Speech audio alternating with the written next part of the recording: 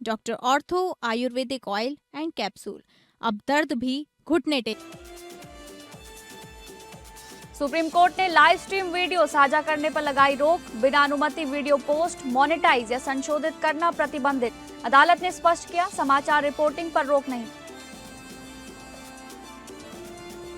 Supreme court ने सोनम रघुवंशी की जमानत याचिका रद्द की। 3 सप्ताह में सरेंडर करने का दिया निर्देश। 6 महीने में ट्रायल नहीं तो नई जमानत संभव।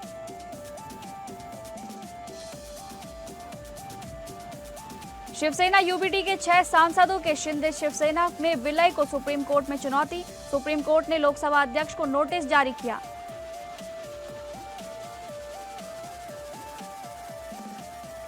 डीसीआई ने नामांकन शुल्क बढ़ाकर 22,500 रुपए का किया प्रस्तावित। SC/ST अभ्यर्थियों को शुल्क में विशेष रियायत। कानून प्रवेश के लिए प्रवेश परीक्षा कराने का प्रस्ताव।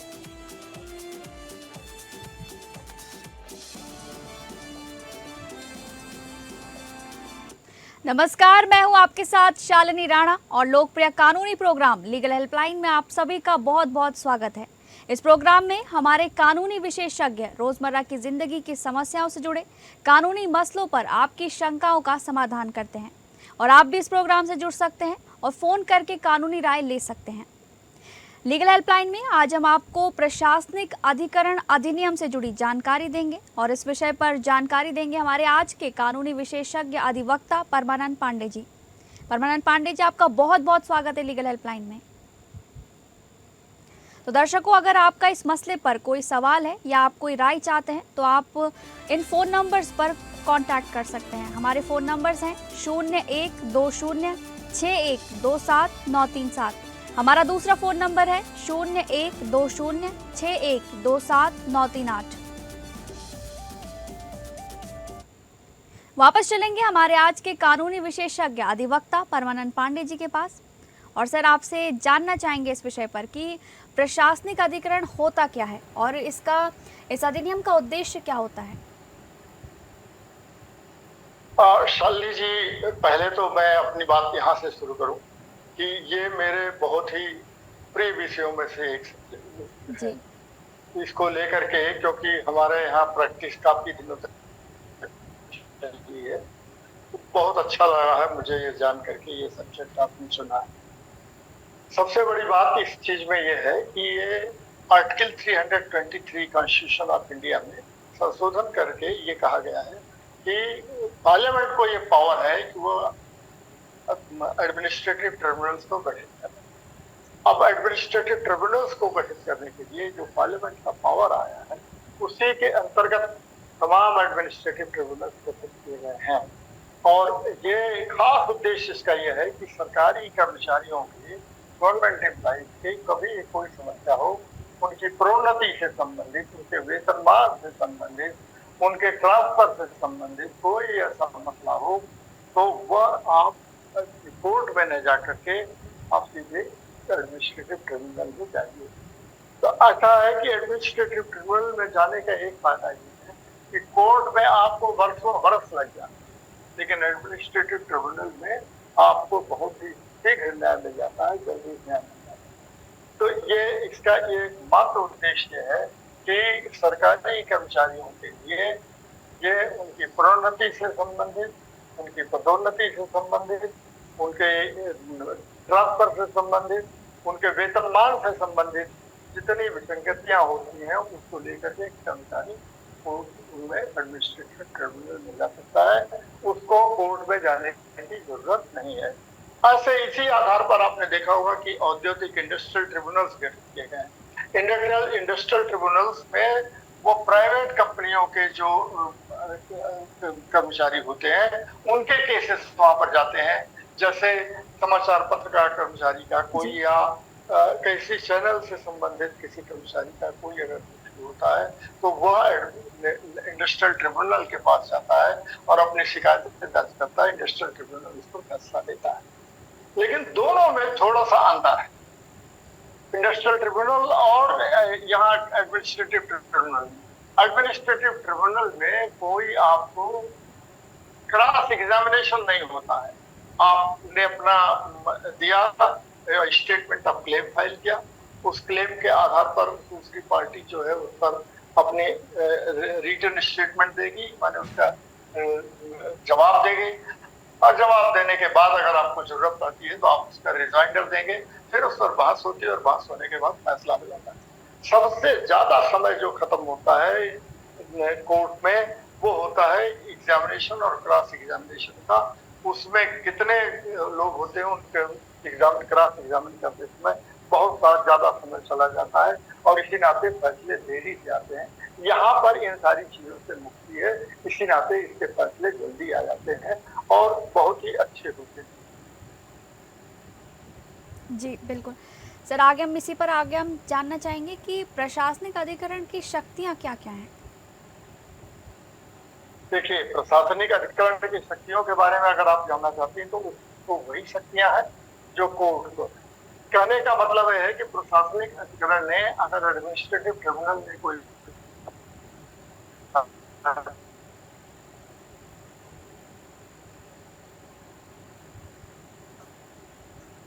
दे दिया है तो वो फैसला लागू, क्योंकि मिनिस्ट्रीज जिस मिनिस्टर फैसला हुआ है और इस कर्मचारी ने इस फैसले को किया है, आप उसको लागू करिए।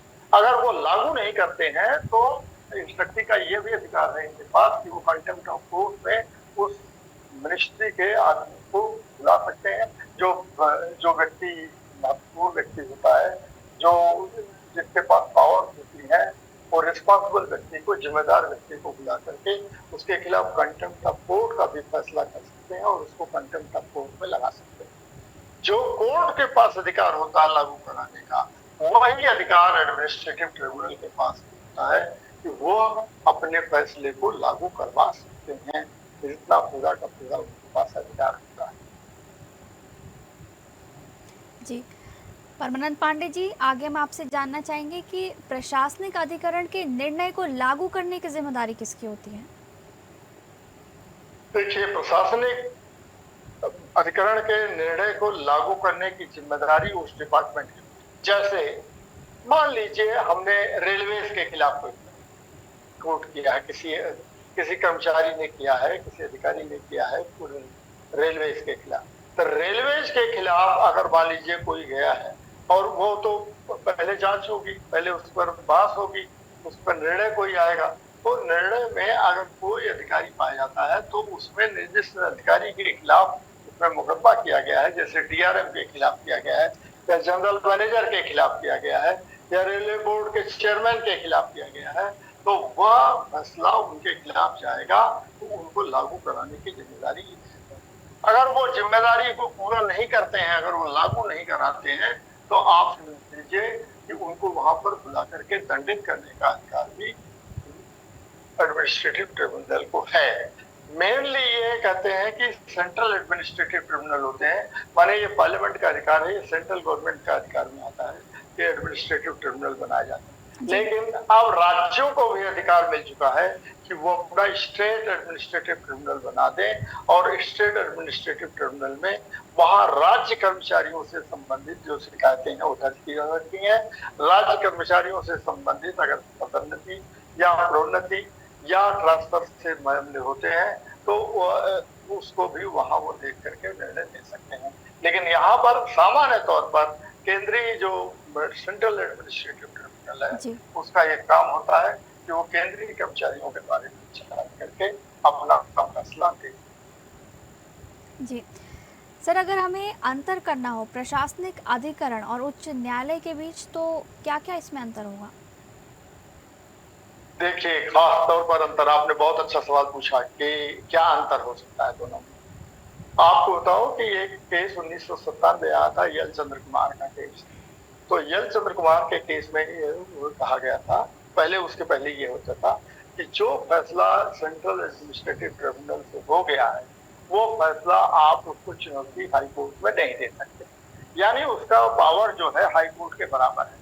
लेकिन यल चंद्र कुमार के केस में ये कहा गया कि नहीं, बहुत सारी ऐसी चीजें होती हैं जो न्यायिक अधिकरण नहीं, एडमिनिस्ट्रेटिव ट्रिब्यूनल नहीं तय कर पाता है।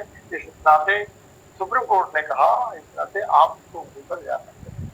हालांकि सुप्रीम कोर्ट को यह अधिकार है आर्टिकल 136 के तहत कि वो किसी भी निर्णय के खिलाफ कोई सुनवाई कर सकता है, यहाँ पर ये निर्णय होता है तो वो कहते हैं, सुप्रीम कोर्ट ने कहा कि नहीं, आप पहले हाई कोर्ट जाइए, कंसर्न हाई कोर्ट के पास बात रखिए, फिर उसके बाद आप आइए। अब आपने पूछा कि एडमिनिस्ट्रेटिव ट्रिब्यूनल और हाई कोर्ट के बीच का क्या अंतर। जी तो देखिए, हाई कोर्ट के बीच का खास अंतर ये है कि यहाँ पर जो एडमिनिस्ट्रेटिव ट्रिब्यूनल होता है, यहाँ पर दो तरह के लोग होते हैं, एक न्यायिक, एक मतलब वो जुडिशियल, और एक यहाँ पर एडमिनिस्ट्रेटिव। तो न्यायिक में से जो जज लोग होते हैं और एडमिनिस्ट्रेटिव लोगों में से कोई IAS ऑफिसर जो होता है या कोई। लीगल हेल्पलाइन में आज हम बात कर रहे हैं एडमिनिस्ट्रेटिव ट्रिब्यूनल एक्ट के बारे में, जिस पर जानकारी दे रहे हैं हमारे आज के कानूनी विशेषज्ञ अधिवक्ता परमानंद पांडे जी। तो सर, हम बात कर रहे थे इसी प्रश्न के ऊपर कि प्रशासनिक अधिकरण और उच्च न्यायालय के बीच अंतर क्या है। आप उसे समझा रहे थे, तो आप उसे पूरा कर लीजिए। देखिए, ऐसा है कि शालिनी जी, प्रशासनिक अधिकरण जो है, ये इसमें दो तरह के मेंबर होते हैं। इसका कॉन्स्टिट्यूशन जो होता है, इसमें जुडिशियल मेंबर भी होते हैं और एडमिनिस्ट्रेटिव मेंबर होते हैं। लेकिन हाई कोर्ट में केवल जज लोग होते हैं, वो जज लोग ही उस पर फैसला। अच्छा, हाई कोर्ट को विशद पावर है, वो कॉन्स्टिट्यूशन के कॉन्स्टिट्यूशनल कोर्ट माना जाता है।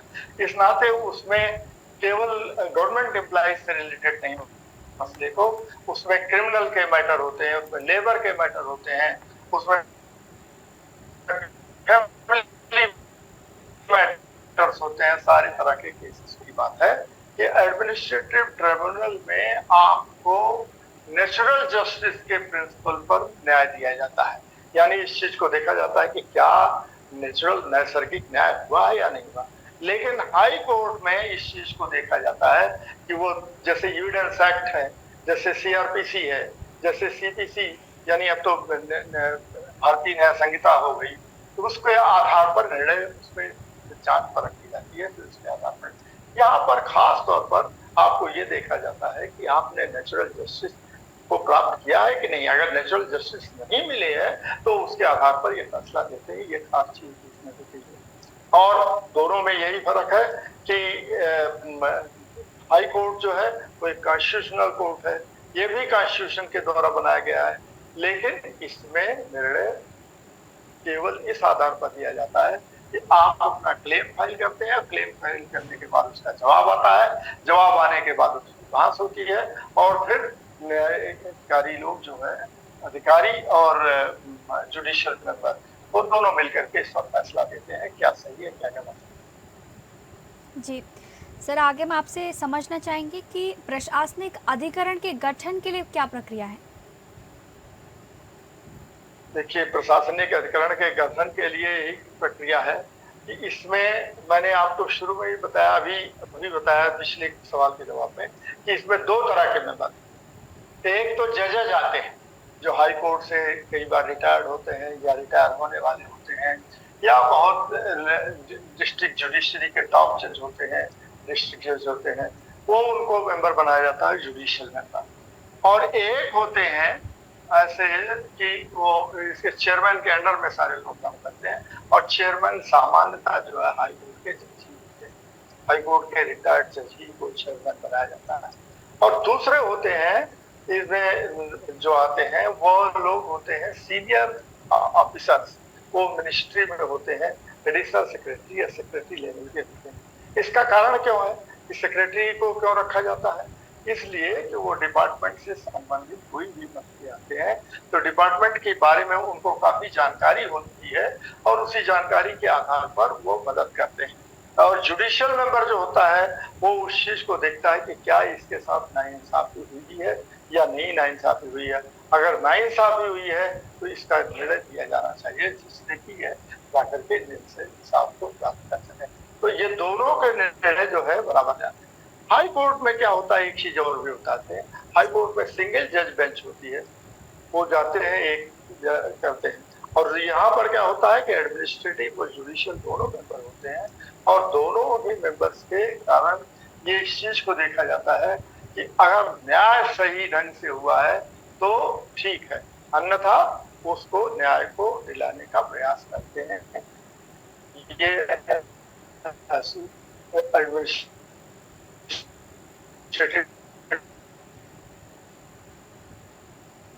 ट्रिब्यूनल का कार्य है। सर लेकिन ये प्रशासनिक अधिकरण की स्वतंत्रता सुनिश्चित कैसे की जाती है?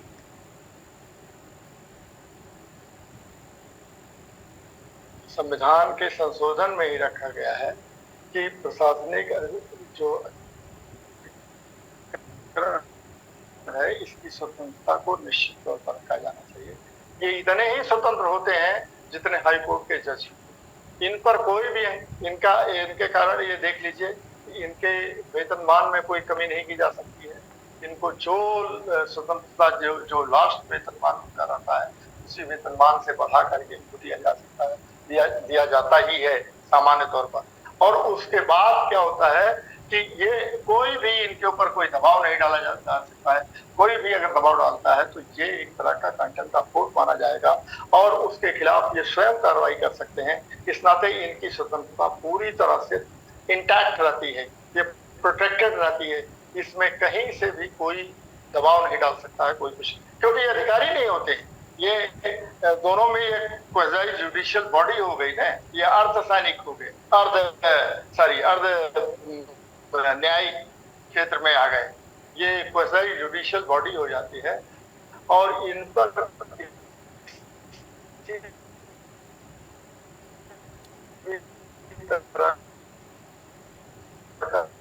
कहीं कोई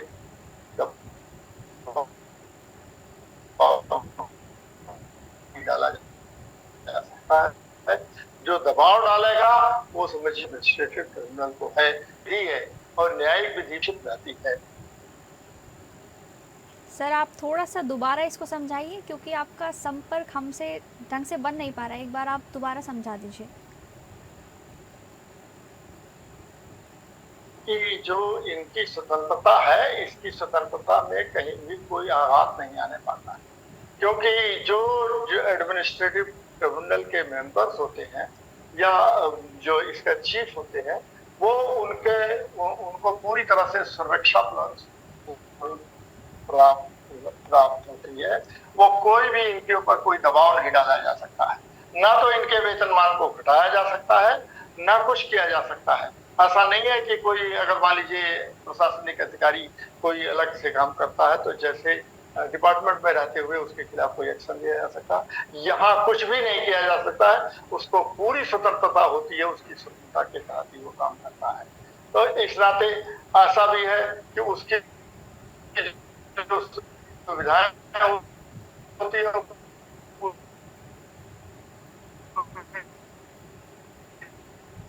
से बरकरार होती है, वो सुविधाओं को किसी तरह से कटौती नहीं की जा सकती है। तो ये चीज ध्यान में देने की जरूरत है कि प्रशासनिक अधिकारियों के जो ट्रिब्यूनल के सदस्य होते हैं एडमिनिस्ट्रेटिव ट्रिब्यूनल के, इन पर किसी भी तरह का कोई दबाव नहीं डाला जा सकता है। जो व्यक्ति या अधिकारी या कोई भी मिनिस्टर या कोई भी अगर इन पर दबाव डालने की कोशिश करता है तो उसके खिलाफ ये स्वयं कंटेम्प्ट लगा सकते हैं और उसके खिलाफ कार्रवाई कर सकते हैं। ये निर्विवाद रूप से बनी रहती है, उसमें कहीं कोई कमी नहीं, कोताही नहीं। जी परमानंद पांडे जी, आपका बहुत बहुत शुक्रिया प्रशासनिक अधिकरण अधिनियम से जुड़ी तमाम जानकारी हमारे दर्शकों तक साझा करने के लिए। तो फिलहाल लीगल हेल्पलाइन में बस इतना ही। नमस्कार।